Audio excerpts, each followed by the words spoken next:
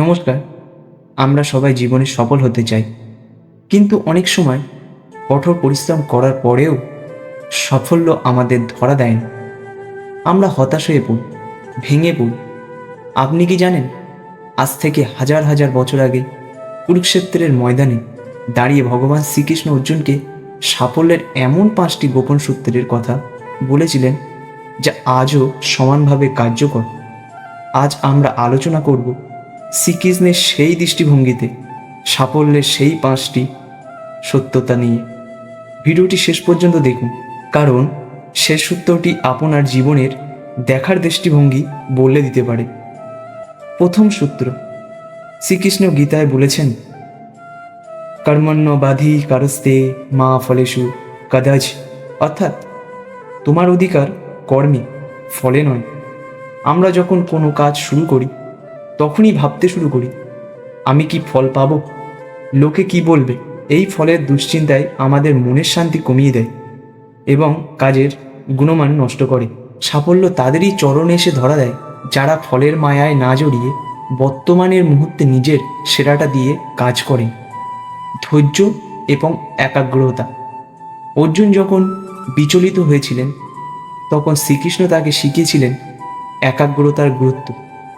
সাফল্য কোনো ম্যারাথন নয় যে একদিনেই জিতে যাবেন, এটি একটি নিরন্তর সাধনা।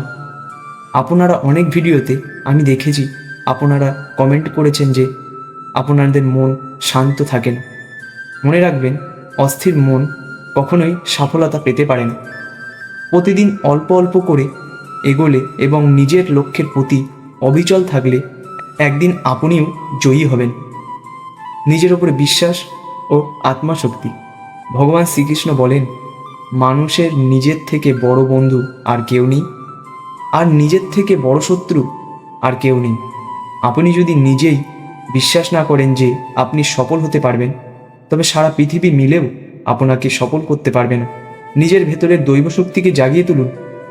যখনই মনে হবে পথ বন্ধ হয়ে যাচ্ছে, তখনই মনে রাখবেন কৃষ্ণ আপনার সাথে আছে। আপনার আত্মবিশ্বাস হলো আপনার বড় অস্ত্র। শৃঙ্খলা ও ত্যাগ। সাফল্য কোনো সহজ পথ বা শর্টকাট নয়। শ্রীকৃষ্ণ শিখিয়েছেন যে জীবনের যে কোনো বড় অর্জনের জন্য কিছু ছোট ছোট আরাম ও কুঅভ্যাস ত্যাগ করতে হয়। অলস্য ও সময়ের অপচার হলো আপনার সাফল্যের প্রধান শত্রু। প্রতিদিনের রুটিন এবং নিয়মাবলী আপনাকে অন্যদের থেকে আলাদা করে তুলবে। শ্রীকৃষ্ণের জীবনে আমাদের শেখায় কিভাবে প্রতিকূল পরিস্থিতির মধ্যেও নিজেকে শৃঙ্খলিত রাখতে হয়।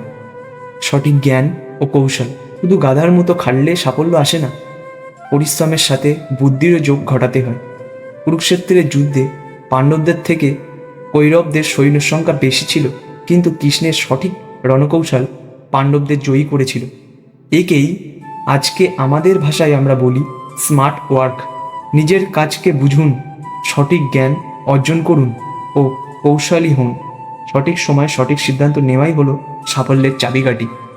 শ্রীকৃষ্ণের এই 5টি সূত্র যদি আপনি আপনার জীবনে প্রয়োগ করতে পারেন, তবে কোনো বাধাই আপনাকে রুখতে পারবে না। ভিডিও ভালো লাগলে লাইক, শেয়ার, সাবস্ক্রাইব করুন আর কমেন্টে লিখতে ভুলবেন না, রাধে রাধে।